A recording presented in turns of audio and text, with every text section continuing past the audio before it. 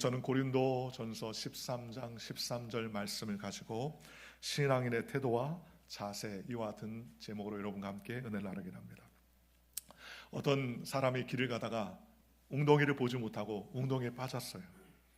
지나가는 사람들이 그를 보면서 한마디씩 하기 시작합니다. 감상적인 동경주의라는 이렇게 얘기합니다. 아유, 어쩌다 저게 빠졌습니까? 당신의 처지를 보니까 내가 너무 마음이 아픕니다.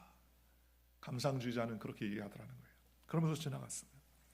또 자기 연민주의자는 이렇게 말합니다. 아유, 안 됐긴 했지만 당신이 내 처지를 알았다면 그건 아무것도 아니에요. 나는 너무 힘듭니다. 그러면서 또 지나가더라는 겁니다. 그러더니 현실주의자는 이렇게 얘기합니다. 웅덩이에 빠졌다고요? 그게 현실이에요. 그럴 수도 있어요. 그러면서 지나가더라는 겁니다. 낙천주의자가 말합니다. 그래도 다행입니다. 상황이 악화될 수 있는데 그만하기 다행이네요 하고 갑니다. 비관주의자가 말합니다. 당신의 상황을 보니까 앞으로 더 깜깜해질 것 같아요. 그러면서 낙심합니다. 율법주의자가 이야기합니다. 당신이 오늘 가다가 물웅덩이에 빠진 거 보니까 당신이 죄를 많이 져서 그래요. 그러면서 비난하더라는 겁니다. 여러분, 여러분의 경우에라면 물에 빠진 사람을 보고 뭐라고 하시겠습니까? 예수님은 아마 그 물에 빠진 자에게 가셔서 내가 너를 불쌍히 여긴다 하면서 물 웅덩이에 친히 내려오셔서 그의 손을 붙잡고 올려 주셨을 것입니다. 여러분, 존 맥스웰은 태도라는 책에서 이렇게 얘기합니다. 태도는 자신의 가장 큰 미천이 될 수 있고 반대로 자신을 억누르는 빚이 될 수도 있다. 태도는 당신을 성공시킬 수도 있고 당신을 파멸시킬 수도 있다. 태도는 당신을 하늘 위에 훨훨 날아가게 만들 수도 있고 당신을 추락시킬 수도 있다. 긍정적인 태도를 갖는다고 해서 무엇을 다 할 수 있는 것은 아니지만 무엇을 하더라도 부정적인 태도를 갖는 것보다는 더 훌륭하게 해낼 수 있다라고 이야기했습니다. 존 맥스웰은 태도가 삶의 모든 것을 결정한다고 말하면서 현재의 삶은 지금까지의 당신의 태도로 이루어진 것입니다. 오늘부터 우리가 어떤 태도를 갖느냐에 따라 당신의 미래 또한 결정지게 될 것입니다 라고 그렇게 이야기하더라는 겁니다. 여러분, 인생의 태도가 얼마나 중요한지 몰라요. 어떤 조그만한 구멍가게를 하시는 엄마가 있는데 그 자녀가 너무너무나 공부하고 싶어 합니다. 그랬더니 그 엄마가 가판대 밑에 조그마한 책상을 만들어줬어요. 가판대 밑에. 그랬더니 눈이 오나 비가 오나 그 가판대 밑에 들어가서 그 아이가 거기서 열심히 책을 읽으면서 학교 공부를 하더라는 겁니다. 여러분, 그 아이를 보면 얘가 학업에 대한 태도가 참 좋구나, 얘 미래가 밝다라고 말할 수 있지 않겠습니까? 마찬가지입니다. 우리의 삶도 마찬가지입니다. 우리가 어떤 태도와 자세를 견지하느냐에 따라서 인생이 복이 될 수도 있고 또 어떤 태도와 자세를 견지하느냐에 따라서 일생이 괴롭고 힘들 수도 있다고 말할 수 있습니다. 그런 의미에서 오늘 신앙의 자세와 태도라는 그러한 제목은 우리의 삶에 얼마나 중요한지 모릅니다. 우리의 삶의 태도는 인생을 좌우합니다. 또 행복, 우리의 삶의 모든 것을 좌우합니다. 사람들은 생각하기를 인생을 태어났는데 혹은 운명이나 팔자나 이 모든 것들이 갈라진다고 생각합니다. 그러나 그렇지 않아요. 우리의 인생의 모든 것을 결정하는 것은 우리의 태도에 있습니다. 어떤 사람은 부유하게 태어나고 모든 것을 다 누리고 부모에게 재산도 받고 또 여러 가지 공부도 충분히 했음에도 불구하고 그의 삶의 태도가 늘 부정적이고 낙심이면 그가 누리는 모든 것이 그에게 기쁨이 되지 않을 때가 있다는 겁니다. 그런데 내가 가지고 있는 것이 아무것도 아니고 비록 어려움 가운데 있지만 그것조차도 하나님의 은혜 안에서 감사와 기쁨의 태도를 견지한다면 그 어려움을 뚫고 나서도 행복하고 기쁜 삶을 가질 수가 있다는 것입니다. 배는 큰 바다를 항해하는 큰 배가 자그마한 키 하나를 가지고 좌우로 움직이기도 하고 동서남북 방향으로 움직일 수 있는 것 아니겠습니까? 마찬가지입니다. 우리의 삶의 작은 태도와 자세가 우리의 인생을 결정할 수도 있다는 것입니다. 그렇다면 우리의 인생의 태도가 우리의 삶을 모든 것을 결정한다면 우리는 우리의 마음의 방향을 어떻게 가져야 되겠습니까? 성경은 우리에게 지킬 만한 것보다 더욱더 내 마음을 지키라, 생명의 근원이 이에서 납니라 라고 성경은 우리에게 말씀해 주셨습니다. 여러분들도 여러 번 들어보셨을 것입니다. 어떤 사람들이 아름다운 성전을 건축하고 있는데 벽돌 공 세 사람이 벽돌을 다 이어붙이고 있었습니다. 거기에 지나가면서 한 사람이 물어봤습니다. 태양은 내려치고 날씨는 무덥고 모든 사람이 지쳐 있는데 한 사람의 벽돌공에게 물어봤습니다. 당신은 왜 이곳에서 벽돌을 쌓고 있습니까? 라고 물어보자 그 고개를 쳐들면서 땀을 흘리는 그 사람이 말하기를 내가 내 처와 자식을 먹여 살리려고 하니까 이 더운 날에도 마지못해서 내가 이 자리에 벽돌을 쌓고 있습니다 라고 말합니다. 내 목구멍이 포도청이요 포도청. 그러니 일을 안 하면 살 수가 없지요. 왜 묻소? 하면서 퉁명스럽게 이야기하더라는 겁니다. 두 번째 벽돌공에게 물었습니다. 당신은 왜 이곳에서 벽돌공으로서 일을 합니까? 라고 말했더니 아주 심술 같은 눈을 뜨면서 째르면서 말합니다. 죽지 못해 산다오. 죽지 못해 살아. 내가 죽을 수가 없으니까 사는 거지. 내 삶이 뭐 있겠소? 하면서 이야기합니다. 나도 이 벽돌공 하고 싶지 않아. 그런데 먹고 살아야 되니까 하는 것이 하면서 퉁명스럽게 이야기하더라는 겁니다. 세 번째 벽돌공에 와서 당신 왜 이곳에 벽돌을 쌓고 있습니까? 라고 이야기했더니 이 사람이 고개를 쳐드는데 이마에 땀이 송골송골하게 맺혔어요. 내 만면에 웃음을 띠고 흥분된 얼굴로 이야기하더라는 겁니다. 야, 이 성전 보세요. 얼마나 아름답습니까? 이 아름다운 성전이 지어가는데 처음에는 아무것도 이 벌판에 없었지만 벽돌을 차곡차곡 쌓다 보니까 성전이 상당히 많이 진행이 되었습니다. 아름다운 성전을 짓는데 내가 그 벽돌공으로서 이 성전에 벽돌을 하나씩 쌓는다는 게 얼마나 자긍심이 넘치고 긍지가 넘치고 행복한지 이루 말할 수가 없습니다. 내 이름은 이 성전에 남지 않겠지만 나는 이 길을 지나갈 때마다 내가 그래도 벽돌 하나를 쌓았지라는 기쁨으로 이 성전 앞을 지나갈 것이고 내가 쌓았던 이 성전 안에 수많은 사람들이 하나님을 찬양하고 영광 돌리는 모습을 생각하면 흐뭇하기 그지없습니다 라고 이야기하더라는 겁니다. 그 모습을 본 질문자는 이 벽돌공이야말로 진정한 참 행복과 좋은 태도와 자세를 가지고 살아가는구나 라고 느꼈다는 것입니다.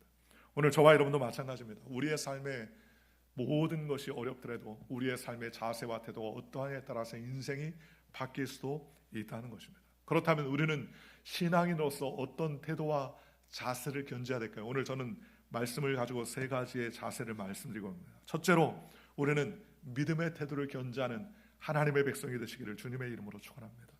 이 세상에 믿음이 없이 사는 사람은 모두 다 불안과 공포와 초조와 걱정과 근심에 휩싸이게 됩니다. 그러나 우리 예수 믿는 성도들은 하나님께 모든 것을 맡기는 거예요.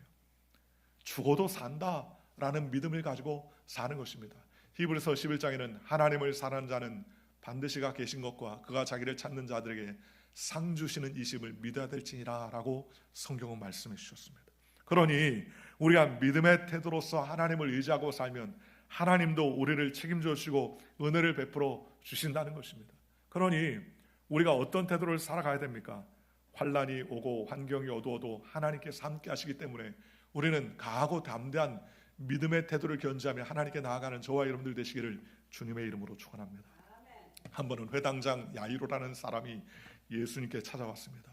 그리고 예수님 발에 엎드려 많이 간구하기를 내 딸이 병들어 죽게 되었사오니 예수님 오셔서 손만 얹으면 내 딸이 낫겠습니다 라고 이야기했습니다. 예수님께서는 그 말을 듣고 내가 가서 고쳐주리라 라고 하면서 예수님께서는 회당장 야이로와 함께 회당장의 집으로 걸어가고 있었습니다. 그런데 회당장 야이로의 집에 거반 다 왔을 때에 많은 사람들이 호곡하며 또 우는 소리가 천지를 진동합니다. 그런데 한 종이 뛰어나오는데 울면서 먼지를 날리고 옷을 펄럭거리면서 회당장 앞에 나와서 주인님, 더 이상 선생님 예수님을 괴롭게 하지 마세요. 지금 주인님의 딸이 지금 막 사망했습니다. 그러니 이제는 예수님을 괴롭힐 필요가 없습니다 라고 이야기합니다. 그 이야기를 듣자마자 회당장 야이로의 마음에 철컹하는 심장이 내려가는 그러한 두려움이 엄습해 옵니다. 사랑하던 외동딸이 죽었다는 그 종의 소식에 그는 심한 불안과 초조를 느낄 수밖에 없었습니다. 그럴 때 예수님께서는 그 회당장에게 이렇게 얘기했습니다. 두려워하지 말고 믿기만 하라 라고 말씀했습니다. 회당장이 두 가지의 태도를 취할 수 있었을 것입니다. 첫째는 불안과 공포를 그대로 받아들이고 그는 절망하며 울고 탄식할 수도 있었을 것이고, 그 외에는 예수님의 말씀을 믿고 불안하지 말아라, 두려워하지 말고 믿기만 하라 라는 믿음의 삶을 견지하기로 두 번째 태도를 결정할 수 있었을 것입니다. 회당장 야이로가 두려워하고 염려할 때 예수님은 두려워하지 말아라, 믿기만 해라, 주님께서는 회당장 야이로에게 이야기했었습니다. 예수님이야말로 믿을 수 있어요. 왜냐하면 예수님이야말로 우리의 모든 것을 해결할 수 있는 그러한 분이시기 때문이라는 것입니다. 예수님께서 두려워 말고 믿기만 하라는 것은 막연하게 믿음을 가지라는 말이 아닙니다. 미신을 가지라는 것도 아닙니다. 주님께서는 하늘과 온 세상 모든 것들을 지으시고 다스리시는 하나님이라는 것입니다. 나를 사랑하시고 저와 여러분을 사랑하셔서 물과 피를 쏟으시고 십자가에서 구원의 은혜를 베풀어 주신 하나님의 아들입니다. 그런 분이 우리에게 두려워하지 말고 믿기만 하라 라고 말씀해 주셨습니다. 그러니 회당장은 그 마음속에 평안을 가지고 예수님을 믿기로 결정했습니다. 그리고 예수님과 함께 집에 들어가니까 온 가족들과 그 식솔들이 다 울며 불며 통과하고 호국을 합니다. 주님께서는 이 딸이 죽은 것이 아니라 잔다라고 말씀하시자 사람들이 우왕좌왕 이구동성하면서 예수님이 뭘 좀 모르시는구나, 그 딸이 죽었는데 잔다고 생각하는구나 하면서 부정적인 사람들이 이야기합니다. 그런데 예수님께서는 딸이 죽은 그 방에 들어가실 때에 부정적이고 낙심하고 좌절하고 우는 사람들은 다 내어보내셨습니다. 그리고 믿음 있는 베드로와 그 다음에 야고보와 요한을 데리고 그의 부모와 함께 그 방에 들어갔습니다. 그리고 죽어있는 그 회당장 야이로의 딸을 붙잡고 그 손을 잡아 일으키면서 달리다금 소녀야 일어나라 라고 선포하자 그 즉시 그 소녀가 일어나서 살아나 하나님 앞에 기쁨이 되고 부모하고 기쁨의 해우를 할 수 있었다고 말합니다. 예수님은 부정적이고 불신하는 태도를 가지고 있는 사람과는 함께하지 아니하시고 그 방에서 모두 다 내어 쫓아내시고 그 다음에 들어가셔서 기적을 행하실 수 있었다고 말합니다. 오늘 저와 여러분도 마찬가지입니다. 우리의 마음 가운데 믿음의 태도를 갖지 아니하고 불안하고 부정적이고 낙심하고 낙담하고 어찌 그런 일이 있을 수 있을까라고 우리가 부정적인 태도를 취한다면 절대로 하나님의 영광과 은혜를 드릴 수가 없다는 것입니다. 그러니 우리의 믿음의 태도를 견지하기 위해서는 부정적인 마음의 태도를 던져버려야 되는 것입니다. 말끔히 씻어내야 되는 것입니다. 오늘도 주님이 나와 동행해 주시고 하나님께서 나와 함께 하시기 때문에 나는 어떤 어려움과 환경 가운데서도 주님이 책임지시는 믿음의 삶을 산다는 그러한 태도와 자세를 가지고 하나님께 나아가야 되는 것입니다. 이런 믿음의 태도를 가지고 살면서 그 가운데 우리는 범사에 감사하며 하나님께 나아가야 됩니다. 우리의 환경 가운데 없는 것을 바라보고 불평하며 낙심하지 말아야 됩니다. 있는 것을 바라보고 감사해야 됩니다. 이스라엘 백성은 광야 40년 동안을 광야에 새매게 되었는데 그들이 늘 하나님 앞에 불평했습니다. 우리에게 참외가 없고 부추가 없고 왜가 없다. 옛날에 애국 가마 옆에서 여러 가지 맛있는 것들을 많이 먹었는데 이 광야에서는 주려 먹을 게 없구나 라고 탄식을 했습니다. 그러나 사실 이스라엘 백성에게는 하나님께서 주시는 은혜가 있었습니다. 만나와 메추라기를 하나님께서 주셨습니다. 걸출한 리더인 모세를 주었습니다. 또 광야에서 죽지 않게 불기둥과 구름기둥으로 인도해 주셨습니다. 하나님은 반석을 쳐서 물을 허락해 주셨고 홍해를 건널 수 있도록 인도해 주시고 불배에 물려도 치료받을 수 있도록 하나님께서 은혜와 은총을 베풀어 주셨습니다. 많은 것들을 주셨는데도 불구하고 그 주신 것이 아니라 없는 것을 자꾸 바라보니까 그들이 불평하고 낙심하고 낙담하게 되더라는 것입니다. 아무리 찬란한 태양빛이 비쳐도 그늘을 찾으면은요 얼마든지 그늘을 찾을 수가 있는 것입니다. 그러므로 사랑하는 성도 여러분, 우리가 없는 것을 가지고 불평하지 말고 우리에게 주신 것 하나님께서 베풀어 주신 것, 그것을 가지고 감사하는 저와 여러분이 되시기를 주님의 이름으로 축원합니다. 하나님께서 우리에게 좋은 것들을 이렇게 허락해 주셨어요. 가끔 우리가 내가 가지고 있는 것이 귀하고 좋은 것이었다는 사실을 깨달을 때가 있습니다. 언제 깨닫느냐? 그걸 좋은 것을 잃어버리고 난 다음에 깨달아요. 건강했었을 때는 그 건강이 소중한 것을 깨닫지 못하다가 건강을 잃어버리고 난 이후에야 그게 참 소중했구나 라고 생각할 때가 많습니다. 내가 가지고 있는 것이 좋았었던 것을 잘 몰랐다가 그것을 빼앗기거나 잃어버리고 난 다음에 비로소 그 가지고 있었던 것이 얼마나 귀했다는 것을 그때야 가서 알 때가 얼마나 많습니까? 세상을 살다 보면 그런 이야기를 하시는 분들이 있어요. 내가 10년만 젊어지면 다 좋겠다. 그러면서 저보다 10년 이상 연배 있는 분들은 저한테 그래요. 내가 이 목사님 나이대가 되면 홀홀 날아다닐 것 같은데 라고 물어봐요. 그분이 한 65세쯤 되셨는데 67세쯤 되셨는데 그 뒤에 78세 80세 되신 분이 내가 볼 땐 자네도 지금 한창이야 하면서 이야기를 하더라고요. 지나온 10년을 우리가 생각할 때 아쉽지만 지금 누리는 10년은 기뻐하지 못할 때가 많이 있어요. 그러나 하나님 안에서 우리는 믿음과 소망을 가지고 우리가 누리는 이것을 감사하며 감격하며 하나님께 영광 돌리는 저와 여러분들 되시기를 주님의 이름으로 축원합니다. 하나님의 안에서 우리가 항상 기뻐하고 다시 말하노니 내가 기뻐하라라고 성경은 말씀했습니다. 사람들은 생각하기를 기쁨이라는 것은 자연적으로 발생하는 인간의 감정이라고 생각하는데 아니에요. 성경은 기쁨을 선택하라고 말했습니다. 내가 항상 기뻐하라, 내가 다시 말하노니 기뻐하라라고 말했습니다. 하나님은 선택할 수 있는 것을 선택할 수 없는 것을 명령하지 않습니다. 기뻐하라, 내가 다시 말하니 기뻐하라라는 것은 내가 안 기뻐할 수도 있고 기뻐할 수 있다는 것을 말하는 거예요. 그런데도 불구하고 그 안에서 무엇을 선택하라는 것입니까? 기뻐하는 것을 선택하라는 것입니다. 슬픔을 선택할 수도 있고 기쁨을 선택할 수도 있는데 하나님께서 우리에게 기뻐하라, 내가 다시 말하노니 기뻐하라라는 것은 믿음을 가지고 기쁨을 선택하라라는 말씀이라는 것입니다. 어떤 흑암의 환경을 지날지라도 우리가 슬픔을 선택하지 아니하고 기쁨을 선택하면 하나님께서 우리의 삶을 책임지시고 은혜를 베풀어 주시는 것입니다. 환경이 칠흑같이 어두워도 환경을 바라보면 우리는 낙심할 수 없지요. 그러나 환경보다 크신 하나님을 바라보면 우리는 어떤 경우에서도 낙심하고 낙담하지 아니하며 하나님의 크신 은혜를 경험할 수 있게 되더라는 것입니다. 그러니 오늘 사랑하는 성도 여러분, 우리가 가지고 있어야 될 가장 중요한 태도 중에 하나가 바로 믿음의 태도를 가지고 있어야 합니다. 하나님께서 우리의 삶을 책임지시고 붙잡으신다는 믿음의 태도를 견지하는 저와 여러분들 되시기를 주님의 이름으로 축원합니다. 두 번째로 우리는 소망과 희망의 태도와 자세를 가지고 하나님께 나아가는 저와 여러분들 되시기를 주님의 이름으로 축원합니다. 소망과 희망을 가지고 산다는 것은 꿈을 가지고 사는 것입니다. 믿음, 소망, 사랑, 이 세 가지는 항상 있다고 했습니다. 여러분, 없는 것을 가지고서 끙끙거리지 말고 내 안에 있는 것을 가지고서 하나님께 나아가야 되는데 주님은 우리가 소망을 가지고 살기 원하신다는 거예요. 일상에 살면서 꿈을 잃어버리면 그 사람의 내일은 아무것도 남지 않습니다. 현실에 다가오는 여러 가지 환경의 불안과 고통과 괴로움을 바라보고 그것에 치우쳐 있으면 그 사람은 자기의 자리에 무덤을 파는 것과 마찬가지라는 것입니다.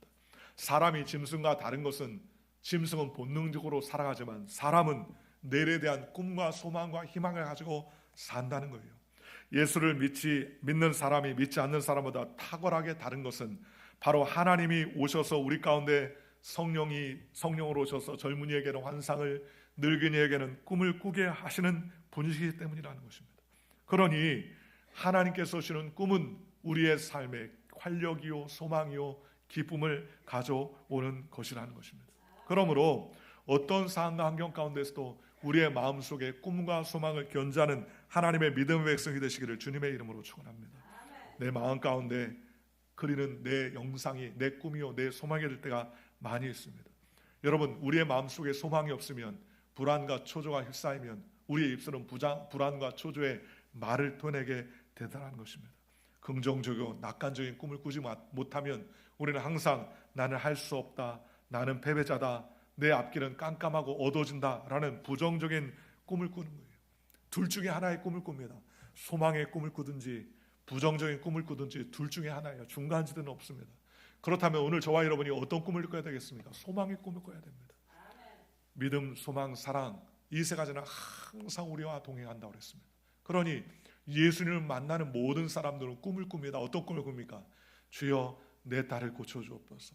주여 내 자녀를 고쳐주옵소서. 주여 내 질병을 해결하여 주옵소서. 예수님은 단 한 번도 노 하면서 거부한 적이 없습니다. 예수님은 어떤 병자라도 예수님께서 다 해결해 주셨습니다. 심지어 죽은 회당장 야이로의 딸까지도 예수님께서는 죽음의 절망을 완전히 깨트려버리고 주님께서 그 자녀를 살려주시고 알며마 그 가정에 소망이 올 수 있었던 것 아니겠습니까? 성경에는 하나님은 죽은 자를 살림이 없는 것을 있는 것 같이 부르시는 이다라고 성경은 말씀해 주셨습니다. 하나님은 아브라함에게 아들을 주실 텐데 하나 둘만이 아니라 땅의 모래와 같이 하늘의 별과 같이 수도 없이 줄 것이라는 꿈을 꾸게 했습니다. 그리고 그의 이름을 아브라함에서 아브라함으로 바꿨어요. 열국 많은 사람의 아버지, 사레에서 사라, 많은 사람의 어머니라는 이름으로 바꿔주었습니다. 너무나 신기하지 않습니까? 자녀가 없어가지고 아무것도 없는데 아내가 남편을 부릅니다. 많은 사람의 아버지, 열국의 아버지. 또 아브라함이 사라를 부릅니다. 열국의 어머니. 아마 옆에 있는 동네 사람들이 참 놀고 있네, 그렇게 얘기했을지도 모릅니다. 그러나 하나님께서 주신 꿈입니다. 내가 하늘의 별과 같이 땅의 모래와 같이 자손이 많이 있을 것이라고 주님께서는 꿈을 꾸게 주셨다는 것입니다. 그 꿈을 바라보고 그 꿈을 가지고 나아갔더니 아브라함이 100세에 자녀를 낳고 사라의 나이 90세에 단산한 그 몸에서 자녀를 하나님께서 잉태해 주셨습니다. 왜 하나님이 주셨습니까? 꿈을 가지고 사니까 하나님께서 그 꿈에 하나님께서 소망을 주시고 은혜를 베풀어 주시고 현실이 되게 주님께서 붙잡아 주셨다는 것입니다. 그러니 우리도 꿈을 꿔야 돼요. 우리가 소망해야 됩니다. 죄 가운데 사여 허덕일 때도 예수님이 나를 깨끗하게 하시고 나를 의롭게 하시고 나를 온전히 깨끗하게 하셨다는 우리는 의로움의 소망과 꿈을 꿔야 됩니다. 또 우리의 삶에 아브라함의 축복의 꿈을 꿔야 됩니다. 나는 가난하고 나는 부족하고 나는 연약하다는 그러한 좌절과 실패의식의 그러한 생각들을 벗어버리고 아브라함의 축복으로 하나님께서 나를 축복하셨다. 하나님의 나를 예수를 십자가의 보혈로 우리를 구원해 주셨다. 그 같은 소망과 은혜의 꿈을 꿔야 됩니다. 예수님은 나를 치료해 주신다. 치료하시는 하나님이다. 여호와 라파의 하나님이 나의 모든 질병과 연약한 질병들을 깨끗게 해주신다는 믿음의 고백을 해야 됩니다. 왜냐하면 하나님은 우리를 치료하시는 하나님이라고 성경은 말씀해 주셨습니다. 어떤 병이라도 십자가 밑에 나오면 주님께서 우리의 병든 몸과 마음을 깨끗하게 만들어 주시고 은혜 가운데 살아가시도록 주님께서 은총과 안사를 베풀어 주시는 거예요. 또한 우리는 영생 천국의 꿈을 꿔야 됩니다. 우리의 삶에 주님께서 영원한 천국을 예비해 주시고 그 사랑하는 자녀들에게 아름다운 사랑의 아들 나라를 준비해 주셨다는 믿음을 가지고 살아갈 수 있도록 하나님께서 붙잡아신다는 사실을 우리는 꿈꿔야 되는 것입니다. 성경이 이렇게 말합니다. 누구든지 그리스도 안에 있으면 새로운 피조물이라 이전 것은 지나갔으니 보라 새 것이 되었다 그랬습니다. 오늘 우리의 죄 가운데 살았던 인생은 우리와 상관이 없습니다. 왜냐하면 예수님의 보혈과 십자가로 말미암아 우리를 깨끗게 해주셨기 때문입니다. 또 우리가 연약하더라도 우리는 외쳐야 됩니다. 우리는 날마다 주님 안에서 새로워진다. 주님 안에서 나는 강건해진다. 주님 안에서 우리를 치료해 주신다. 왜냐하면 주님께서 우리에게 치료되는 것을 원하시고 계시기 때문입니다. 사랑하는 자들의 영혼이 잘된 같이 내가 범사에 잘되고 내가 강건하기를 내가 강구하노라 그랬습니다. 자녀가 잘되는 것이 부모의 마음이에요. 그런데 하나님은 우리의 영혼이 이미 잘됐다는 겁니다. 내 영혼이 잘된 같이 내가 범사도 잘되고 내가 강건하게 원하신다. 예수 믿는 사람은 복을 자꾸 달라고 하면 안 된다. 그렇게 주장하는 사람이 있습니다. 그건 잘못된 생각이에요. 여러분 지금 복 다 누렸습니까? 아니에요. 우리는 언제까지 복을 누려야 됩니까? 주님 오시는 날까지 복을 누려야 됩니다. 물론 그 복을 가지고서 내 원하는 것, 내 원하는 이익과 유익을 따라 살면 그건 잘못된 것이지요. 그러나 하나님께서 주신 복으로 주님께 영광 돌리며 믿음으로 살아가는 게 얼마나 복된 일입니까? 오늘 성경에서도 영혼이 잘되고 범사가 잘되고 강건해지기를 원한다고 하나님께서 축복해 주셨습니다. 그러니 오늘 저와 여러분이 하나님의 은혜 안에 소망과 꿈을 가지고서 은혜 가운데 살아갈 수 있는 하나님의 축복을 받은 자녀라는 거예요. 하나님의 은혜를 받은 자녀라는 거예요. 주님께서 주는 축복과 은혜를 누릴 수 있는 하나님의 복된 자녀라고 성경은 말씀해 주셨습니다. 그러니 우리는 주님 은혜 안에서 소망과 꿈을 자꾸 꿔야 됩니다. 하나님, 내가 나를 통하여서 하나님 내 주변의 사람들이 복을 얻게 하여 주옵소서. 주님, 내가 잘 돼서 내가 잘 됨으로 말미암아 나눠주고 베푸는 신앙의 삶을 살게 하여 주시옵소서. 내 가정을 통하여서 하나님 우리 주변이 복받게 하여 주옵소서. 나를 통하여서 내 지경이 넓어지게 하여 주시옵소서. 나를 통하여서 이 사회를 통하여서 하나님 영광 돌리는 믿음의 삶을 살 수 있도록 주님 은총을 베풀어 주시옵소서. 이와 같이 믿음으로 고백하고 나아가는 저와 여러분들 되시기를 주님의 이름으로 축원합니다. 그러한 소망과 꿈을 꾸면 하나님께서 우리에게 은혜와 은총을 베풀어 주는 거예요. 대한민국은 6.25 동란 이후에 최빈국 중에 하나였습니다. 가난하고 못 살았던 나라였어요. 이 나라에는 소망이란 도저히 있을 수 없다고 생각을 했습니다. 그러나 수많은 나라 중에서 가장 가난하고 어려운 나라였던 대한민국이 지금은 오히려 남의 나라를 도와주고 베푸는 나라가 될 수 있었습니다. 왜 그렇습니까? 그것은 꿈을 꾸기 때문입니다. 일전에 어느 교수들의 영상을 보니까는 한국 사람들은 자기가 못 먹고 못 살아도 자녀가 공부할 수 있도록 그렇게 도와준다는 거예요. 그러면서 통계적으로 보니까는 우리나라의 고등학교 졸업률이 98.5% 정도 됩니다. 98.5%. 100명이 고등학교를 가면 99명 정도는 다 졸업을 해요. 특이하게 무슨 문제가 있거나 아니면 질병의 문제에 있어서 졸업을 못하는 사람이 간혹 1명 정도 있는데, 그걸 기사를 본 미국의 정치인들이나 교육학자들이 깜짝 놀랍니다. 여러분, 캘리포니아에 있는 고등학교 졸업률이요 70% 정도밖에 안 됩니다. 70%. 100명이 학교를 들어오면 30명은 포기하고 나간다는 거예요. 왜 그렇습니까? 왜 그런 차이가 있어요? 그것은 어렵고 힘들어도 자녀를 교육하겠다는 꿈과 소망을 가지고 있기 때문입니다. 어떻게든지 교육을 시키고 내가 지금 힘들고 어렵지만 내 자녀 때에는 잘 되고 복된 그러한 삶을 살게 해주겠다는 그런 열망과 꿈이 있었기 때문에 가능한 것 아니겠습니까? 오늘 저와 여러분이 그런 꿈을 꾸는 저와 여러분들 되시기를 주님의 이름으로 축원합니다. 우리는 늘 꿈을 꿔야 됩니다. 어떤 꿈을 꿔야 됩니까? 예수님이 십자가를 통해서 우리에게 복을 주시고 은혜를 베풀어 주셨다는 그 꿈을 우리는 마음속에 담고 살아야 되는 것입니다. 내 삶의 저주는 나와 상관이 없다. 하나님께서 나에게 복을 주시고 그 아들 예수를 통해서 축복해 주셨다. 나는 이미 주님 안에서 복받은 자녀다라는 믿음의 선포를 하며 하나님께 나아가는 저와 여러분들 되시기를 주님의 이름으로 축원합니다. 성경은 이렇게 말합니다. 마귀를 대적하라 그리하면 피하리라 라고 성경 말합니다. 마귀가 우리에게 자꾸 부정적인 것들을 심어줘요.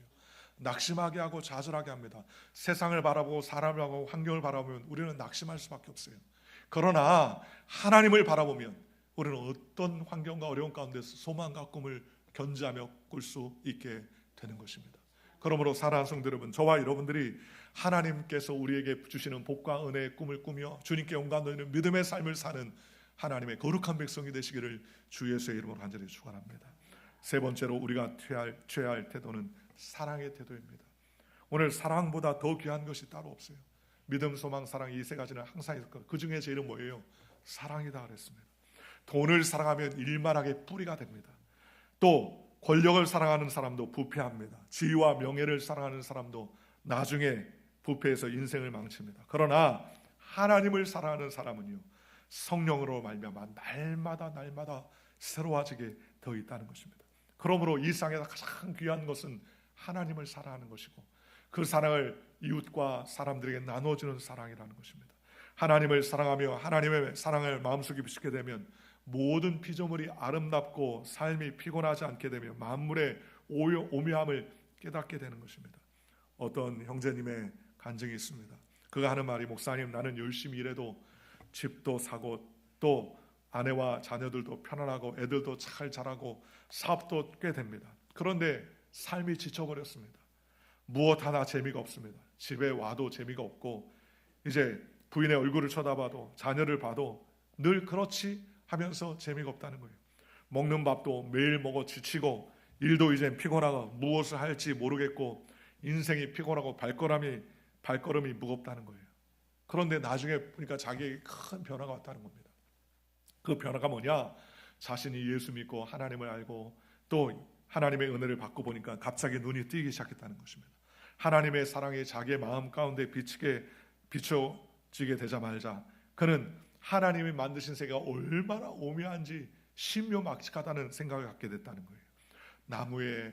나무가 자라고 풀이 자라고 흐르는 물이나 철썩이는 파도나 울부짖는 새소리, 이 모든 것을 바라볼 때 그 전에는 느끼지 못했던 생생한 생동감이나 기쁨이 넘친다는 거예요. 그때 그 전에는요, 하나님 알기 전에는 어쩌다가 이렇게 생겨나지라고 생각했는데 하나님을 알고 나니까 하나님께서 이 모든 것을 지으시고 이 모든 것을 만드셨다는 생각을 하니까는 너무 신기하고 감사하고 감격이 넘치다는 것입니다. 그래서 재미가 있다는 거예요. 삶에 집에 들어와도 아내를 쳐다보고 자녀를 바라보고 또 그 모습을 보는 것도 너무 신묘막측하고 감사하다는 생각이 있다는 거예요. 그래서 목사님, 저는 주님 안에서 하나님께서 만드신 세계를 바라보는 재미로 살아갑니다 라는 말을 하더라는 것입니다. 여러분, 하나님을 사랑하고 하나님의 은혜 가운데 거하면 우리의 삶에 소망이 생기는 것이요, 기쁨이 생기는 것입니다. 울면서 인생을 살 것이 아니라 하나님이 만드신 아름다운 동산과 하나님께서 만들어 오신 아름다운 것을 기뻐하며 감사할 수 있게 되더라는 것입니다. 우리가 찬양하지 않습니까? 참 아름다워라 주님의 세계는 이라고 찬양하지 않습니까? 하나님께서 만들어 놓으신 것을 감사하며 살아가면 주님께서 책임져 주시는 것입니다. 그리스도의 사랑에 접하면 얼마나 좋은지 모릅니다. 하나님의 사랑의 태도를 가지고 살면 부족할 것이 없는 것입니다. 하나님의 은혜 가운데 살면 다 주님 안에 영광 돌리는 거예요. 그러니 오늘 믿음, 소망, 사랑 이 세 가지는 항상 있는데 그 중에 제일은 사랑이라고 했습니다. 어떤 사랑입니까? 하나님이 우리에게 오셔서 우리에게 모든 것을 내어주시는 그 놀라운 사랑으로 사랑을 했습니다. 얼마나 감사합니까? 제가 얼마 전에 이전에 말씀드렸지만 제가 아는 그 목사님이 자기 성도 중에 한 분이 콩팥이 문제가 생겨가지고 투석도 이제 할 수 없어요. 이제 죽을 날을 기다렸습니다. 그런데 목사님이 그 성도를 너무 사랑해서 자기의 콩팥을 내어준다고 그랬어요. 그런데 그 콩팥 내어주기까지 1년 걸렸습니다. 얼마 전에 수술을 하셨다고 그래요. 왜 1년 걸렸느냐? 몸에 콩팥이 맞는지 확인하지만 그 확인을 다 한 다음에 진짜 이 사람이 아무 대가 없이 콩팥을 주느냐 확인하더라는 거예요. 아무 대가 없이 줍니다. 왜 줍니까? 우리 성도인데 내가 너무 안타까워서 콩팥을 줍니다. 그랬더니 미국의 조사관들이 이해를 못한대요. 돈도 안 받고 아무런 대가도 없이 핏줄도 아니고 부모 형제도 아니고 일가 친척도 아닌데 아무 조건과 이유 없이 당신 콩팥을 저 사람에게 준다고? 그래가지고 조사관들이 수개월 동안 집에 찾아와서 그 아내한테도 물어보고 그 자녀들한테도 물어보고 여러 가지 그 구자들도 다 확인해보면서 혹시 돈이 왔다 갔다 하면서 콩팥을 주기로 물질적으로 혹시 결탁한 것이 있는가 다 확인하더라는 거예요. 내 거 있는 거 준다고 해도 이렇게 의심하고 쳐다보더라는 겁니다. 그러더니 마지막에 나중에 조사관이 진짜 목사님, 한인 목사님이 자기 성도를 위해서 콩팥을 주기로 했다는 사실을 인정하고 그 모두 다 허락이 떨어졌어요. 그러면서 그분들이 굉장히 놀라하더라는 거예요. 저희도 놀랐습니다. 아무 이유 없이 자기 것을 물어봤어요. 제가 목사님 왜 그렇게 했습니까? 2개나 하나님께서 주셨는데 하나쯤 줘도 괜찮지 않을까? 그걸 주고 이제 2월 달이면 다른 곳에 목회 부임해서 갑니다. 아깝지 않대요. 자기 한 일에 후회가 없으신답니다.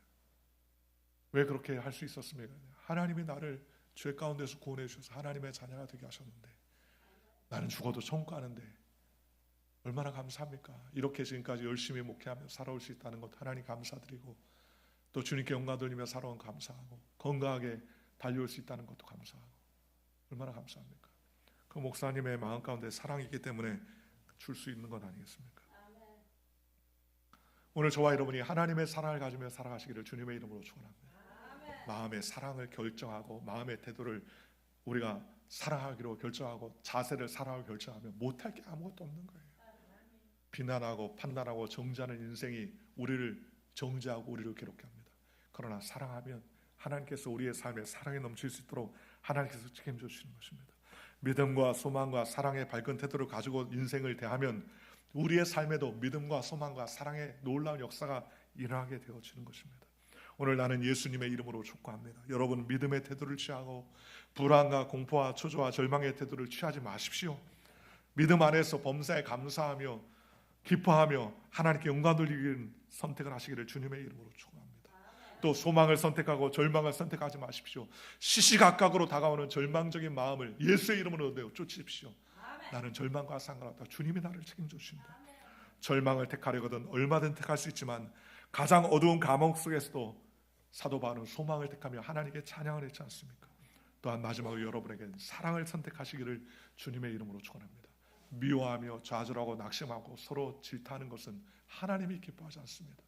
주님은 우리에게 사랑으로 오셨습니다.